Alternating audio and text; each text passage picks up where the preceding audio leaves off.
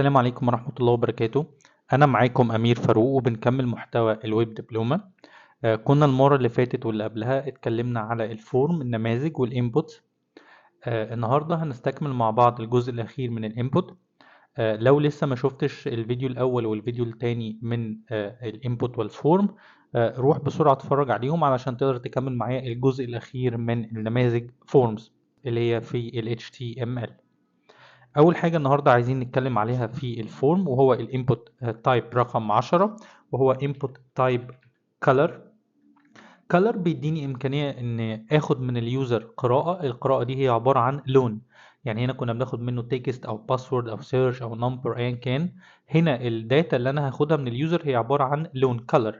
زي مثلا ان بنشوف في مواقع او ابلكيشن بيقول لك اختار لون الباك جراوند اللي انت عايز الموقع يظهر بيه، اختار لون التكست اللي عايز الموقع يظهر بيه. انت لما بتيجي تعمل ستوري او حاجه على الفيس او الواتساب، بتلاقي يقول لك اختار اللون الكالر او الفونت او الكلام ده. طب انا عايز اختار الكالر، يبقى انا محتاج ان الداتا اللي اليوزر هيبعتها لي هي مش بقى نص ولا رقم ولا صوره ولا ملف ولا كل الكلام ده. لا، ده الداتا اللي اليوزر هيبعتها لي هي عباره عن لون. وبالتالي لو انا جيت هنا مثلا ورحت رايح قايل له ليبل favorite color مثلا، اللون المفضل، وقلت له كده input type color،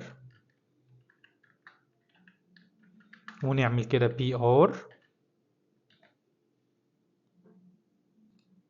طيب نروح بقى على البراوزر عشان نشوف نتيجة اللي احنا عملناه ده ايه في البراوزر. ريفرش، هلاقي عمل لي ادي favorite color وعمل لي هنا زرار. لو ضغطت على الزرار ده هيفتح لي باليتة الوان اقدر اختار منها اللون والدرجة اللي انا عايزها. طبعا كل ده شكلا بس، انما الداتا دي هناخدها ازاي لسه ان شاء الله. زي ما قلنا دايما بنقول في مراحل لسه متقدمة من الكورس في الجزء اللي يخص لغة البي اتش بي. يبقى احنا كده اول حاجة النهاردة اتكلمنا على الانبوت تايب color. عايز كمان اتكلم على رقم 11، الانبوت تايب ايميل.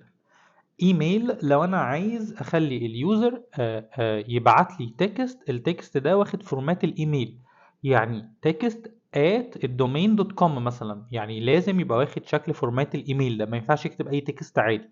لو كتب اي تكست عادي وجي يبعت الفورم دي ليا، هيبتدي البراوزر او المتصفح هيطلع لي ايرور يقول له خلي بالك انت كاتب فورمات غلط، انا عايز هنا فورمات ايميل. وبالتالي تعالوا نجرب ده كده. رحت رايح قايل له label، قلت له كده ايميل ادرس، ورحت رايح قايل له input type ايميل. نعمل برضو PR ونروح نعمل refresh نشوف النتيجة. هلاقي عندي عامل لي input text عادي جدا، بس لما نيجي نبعت بقى البيانات دي زي ما قلنا في مراحل متقدمه للبي اتش بي، لو الفورمات بتاع الايميل مش فورمات ايميل مظبوط، هيبتدي البراوزر يطلع له ايرور يقول له لا خلي بالك في نوتيفيكيشن كده، انت مش كاتب صيغه ايميل، لازم تكتب الصيغه الخاصه بالايميل. عايز اقول برضو شويه ملحوظات كده. احنا كنا اتكلمنا على الانبوت تايب زي التكست مثلا والباسورد والحاجات دي، وكنا قلنا في حاجه اسمها بليس هولدر، وكنا بنقول البليس هولدر ده اللي هو زي ان هو بيعمل ليبل جوه الانبوت. وكنا بنقول ان الليبل ده مجرد ما تكتب اي حرف في الكيبورد هيتمسح. خلي بالك ده مش فاليو، دي مش قيمه، ده مجرد بس عنوان شكل بس عشان يقول لك المفروض تكتب ايه هنا. طيب احنا بنشوف في مواقع مثلا بنيجي نعمل edit لداتا معينه. يعني انا مثلا كاتب اليوزر نيم بتاعي امير توت ويب مثلا، وعايز اعدل الاسم ده. فلما باجي اعمل تعديل هو بيبقى كاتب لي الفاليو القديمه، يعني بيقول لي الفاليو القديمه انت اسم القناه بتاعتك مثلا امير توت ويب، عايز تغيرها لايه؟ فعايز ابقى ظاهر الفاليو القديمه دي، ازاي اظهرها له؟ ما ينفعش تظهرها بليس هولدر، لان بليس هولدر ده مش فاليو، ده مجرد بس شكل، مجرد بس بيعرفك انت المفروض تكتب ايه هنا. امال لو انا عايز اخلي له في قيمه موجوده في الانبوت ده اعملها له ازاي؟ بالظبط كده، كل اللي انت محتاج تعمله هضيف اتريبيوت هنا اسمه value يساوي، وحط بقى القيمه اللي انت عايزها، وليكن مثلا قلت له امير توت ويب. هروح اعمل ريفرش، بص كده دلوقتي ايه اللي ظاهر؟ ده كأن انت كتبت كلام جوه الانبوت. يعني اقدر امسح واقدر ازود. انت كاتب كلام. بص لو انا بقى مسحت كل الكلام ده يرجع يظهر تاني الليبل بتاعنا اللي هو البليس هولدر. يبقى خلي بالك الفاليو بتاعتنا دي هي فاليو افتراضيه انت بتحطها للانبوت، زي بالظبط كده لما كنا بنقول قيمه افتراضيه ان هو يبقى معلم على الميل او معلم على الريد والبلو وهكذا. يبقى فاليو دي انا بحدد قيمه افتراضيه للانبوت بتاعي. هل هي للتكست بس؟ لا، لاي انبوت. اي انبوت اقدر احط له قيمه افتراضيه. طيب في كمان حاجه عايز اقولها وهي الخاصيه اللي اسمها read only. read only يساوي read only. read only بتخلي الانبوت بتاعي ده متاح للقراءة فقط، يعني ما اقدرش اكتب فيه اي حاجة. يعني لو جيت عملت ريفرش وجيت ادخل جوه الانبوت واحاول اكتب اي حاجة، انا عمال اضغط على الكيبورد مفيش اي حاجة بتتكتب. ليه مفيش حاجة بتتكتب؟ لان الانبوت ده read only للقراءة فقط، بقرا منه الفاليو اللي انا كاتبها، الفاليو الافتراضية اللي مكتوبة جوه الانبوت ده. طيب عايز اقول حاجة كمان. تعالوا نكتب هنا اي value، وليكن مثلا value search مثلا، search text اي حاجة. طبعا احنا قلنا لما اكتب كلمة value فده هيظهر قيمة افتراضية على الانبوت زي ما احنا شايفين كده. طيب في عندي attribute كمان مهم اسمه disabled. disabled equal disabled. disabled زي ما انتم شايفين كده لو عملنا refresh هيخلي الانبوت بتاعي غير مسموح فيه بالكتابة. طيب يا باشمهندس كده ايه الفرق ما بين disabled و read only؟ ما الاتنين مش مسموح فيهم الكتابة. لا، خلي بالك بقى من حتة مهمة جدا وملحوظة مهمة جدا. ال read only attribute او الاتريبيوت اللي اسمه read only ده لما بنيجي في مراحل متقدمة نبعت البيانات دي للبي اتش بي، لو الانبوت بتاعك معمول عليه read only هياخد الفاليو دي ويبعتها. هياخد الفاليو دي كفاليو مكتوبه في الانبوت ويروح يبعتها للبي اتش بي بعد كده ان شاء الله اللي هنتعلمها عشان تشتغل عليه. لو الانبوت بتاعك معمول له disable كانك عامل بلوك للانبوت كانه مش موجود، فحتى لو كان في فاليو موجوده جواه مش هتروح بعد كده للغه البي اتش بي، كانها مش موجوده كانها مش متشافه. يبقى read only بيقرأ بس والداتا اللي موجودة فيها تتبعت.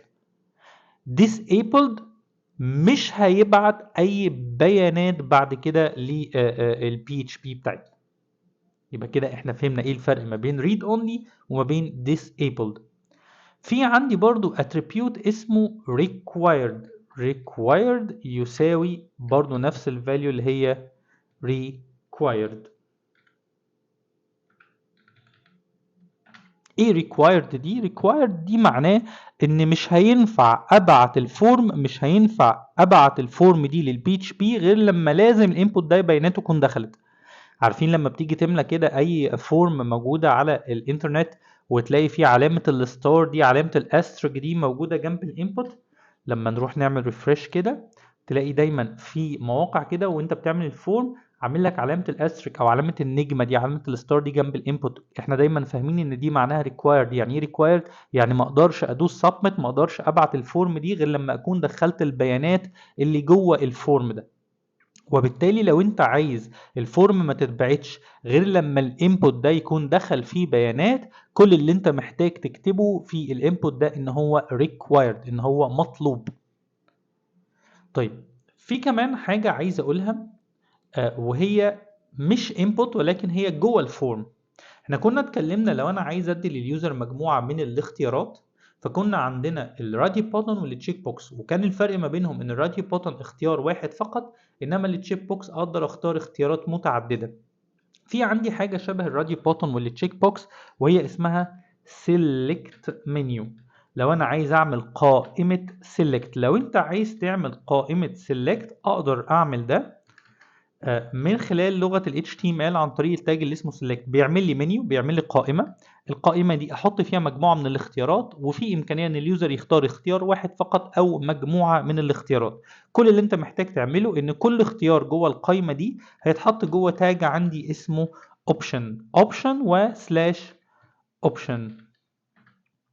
طيب يعني لو عايزين نجرب ده وليكن مثلا لو انا قلت له كده label وقلت له مثلا country. البلد بتاعت حضرتك ايه؟ عملت select menu، ادي select بتاعتي، وادي اول option وليكن مثلا قلت Egypt، وادي تاني option قلت له موروكو مثلا، وادي تالت option قلت له مثلا ليبيا. لما اروح اعمل ريفرش هلاقي ان الموقع اداني شكل قائمة.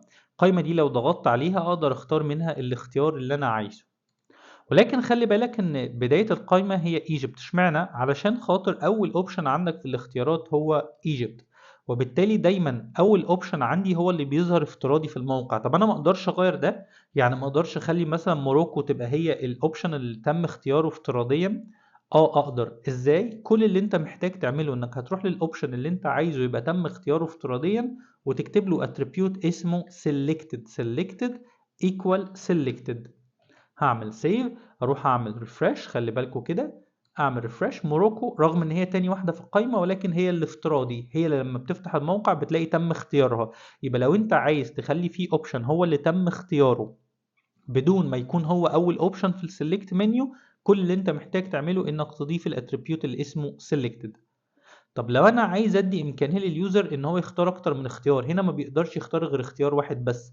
لو عايزه يختار اكتر من اختيار، كل اللي انت محتاج تعمله برضو لو انا عملت كده نفس الفورم دي بالظبط، هي ما فيهاش اي اختلاف. كل اللي انت هتعمله هروح للسلكت منيو وادي لها اتريبيوت اسمه multiple equal multiple. يعني ايه multiple معناه متعدد، فكده بقول له السلكت منيو دي الاختيار فيها متعدد. فلما اروح اعمل ريفرش هلاقي هنا ان القايمه اتفتحت عندي، ما بقتش قايمه مقفوله زي دي، لا دي قايمه مفتوحه وتقدر تختار منها اللي انت عايزه. بختار ازاي؟ هضغط بالماوس على الاختيار اللي انا عايزه وايدي على زرار الكنترول واحدد الاختيارات اللي انا عايزها. كده انا بعمل اختيار متعدد من القائمه اللي اسمها select.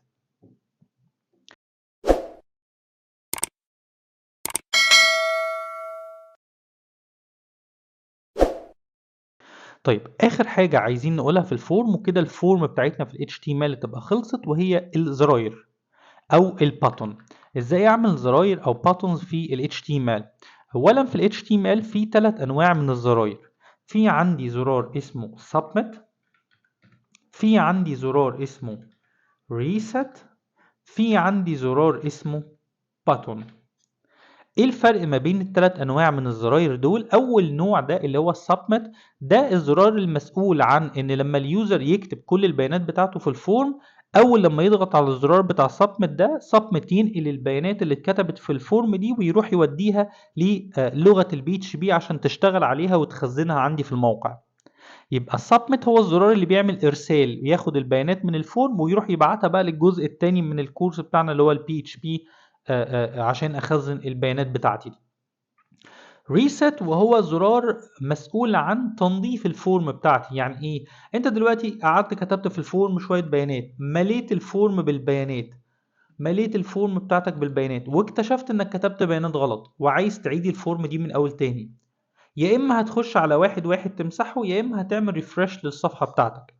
زرار ريست بيديك امكانيه انك لو ضغطت عليه يمسح لك كل الفورم ويرجعها لك تاني من اول وجديد. يبقى سبمت هيبعت بيانات، ريست هينظف الفورم بتاعتي. اخر واحد عندي واخر زرار عندي هو باتون، وباتون ده ملوش اكشن. ايه ده؟ يعني ده بيبعت وده بينظف الفورم وده ما بيعملش حاجه؟ ده ما بيعملش حاجه. طب هم عاملينه ليه في ال HTML؟ عاملينه عشان انت تبرمجه، عشان يدي لك امكانيه انك تبرمج زرار يعمل اللي انت عايزه بلغه الجافا سكريبت. يعني ال HTML عامله لك زرارين ليهم اكشن وسايبه لك زرار فاضي ليك انت، علشان انت لما تتعلم لغه الجافا سكريبت انت اللي هتبرمج الزرار ده يعمل ايه لما يتضغط عليه.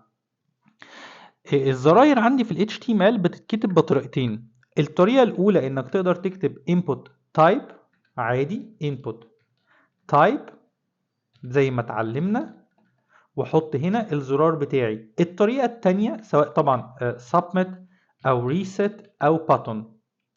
الطريقة التانية إن أنا هاجي أقول له هنا كده button type، وحط برضو اللي انت عايزه submit او reset او button. وطبعا button ده ليه فتحة وليه قفلة. طب ايه اللي هيتكتب هنا في الفتحة والقفلة؟ اسم الزرار. طب ولو انا عايز اخلي الزرار ده يبقى ليه اسم زي ما اتعلمنا، هنحط هنا value واحط هنا اسم الزرار، النيم بتاع الزرار ده. وبرضو هنا في السبميت هحط هنا النيم بتاع الزرار في التاج اللي اسمه button. تعالوا نجرب. رحت رايح قايل له اهو خليني اعمل بي ار افصل، ورحت رايح قايل له input type submit input type reset input type button، وعملت بي ار وادي button type submit وbutton type reset، واخر button عندي اللي هو button type button. لو انا عملت دلوقتي refresh هتلاقي الزراير هم زي بعض بالظبط، ولكن هو ليه باتون ده عامل بالمنظر ده؟ لانك ما كتبتش جواه قيم. طب وسبمت وريست دي اقدر اغيرها؟ اه طبعا، ما احنا لسه قايلين عن طريق مين؟ فاليو. راح اقول له هنا كده فاليو مثلا send، يبقى انا كده غيرت الكلمه اللي مكتوبه على الزرار. value clear مثلا، انا كده غيرت القيمه اللي مكتوبه على الزرار. وطبعا التايب هغير له برضو نفس الكلام، قلت له value يساوي جافا سكريبت مثلا. ونفس الثلاث قيم قلت له ادي القيمة الأولى اهي، وادي القيمة التانية اهي reset، وادي القيمة التالتة اهي جافا سكريبت. اعمل سيف حفظ، اروح اعمل ريفرش، اشوف منظر التلاتة باتون او التلاتة باتون بالتو تايبس بقى، اللي هو طريقة الانبوت تايب او طريقة الباتون كلهم زي بعض. عايز تشتغل بطريقة الانبوت دي، كانت الطريقة بتاعت ال HTML ما قبل HTML5 ولكن لسه موجودة، والباتون موجودة من اول HTML5 وتقدر ان انت برضو تستعملها. فعايز تستعمل الطريقة دي تمام، عايز تستعمل الطريقة دي تمام، الاتنين هيؤدوا الى نفس الريزلت او نفس النتيجة. طبعا زي ما قلنا زرار الجافا سكريبت ده اللي هو input type نوعه باتون ده ما بيعملش اي حاجة. طبعا لو انا كتبت هنا اي حاجة في الفورم بتاعتي، كتبت اهو اي حاجة، كتبت اي تاريخ، اخترت اي تايم، وعايز امسح كل ده، لو انا بس عملت كلير هو هينظف الفورم بتاعتي كلها. وطبعا اخر حاجة اللي هي send، اللي هو يقدر ان هو يبعت بيانات الفورم دي في مراحل متقدمة قلنا في الكورس ان شاء الله للغة البي اتش بي. بكده نكون انتهينا من شرح الفورم في ال HTML أو النماذج في ال HTML. طبعا لو عندك أي استفسار أو عندك أي سؤال ما تترددش أبدا إنك تكتبه في كومنت على الفيديو، وأنا دايما موجود عشان أجاوب على كل استفساراتكم. ما تنسوش تدعموني بلايك وشير وسبسكرايب علشان المحتوى ده يوصل لأكبر قدر ممكن من المتابعين اللي حابين يستفادوا بالويب دبلومة. كنت أنا معاكم أمير فاروق من محتوى الويب دبلومة. شكرا جدا ليكم والسلام عليكم ورحمة الله وبركاته.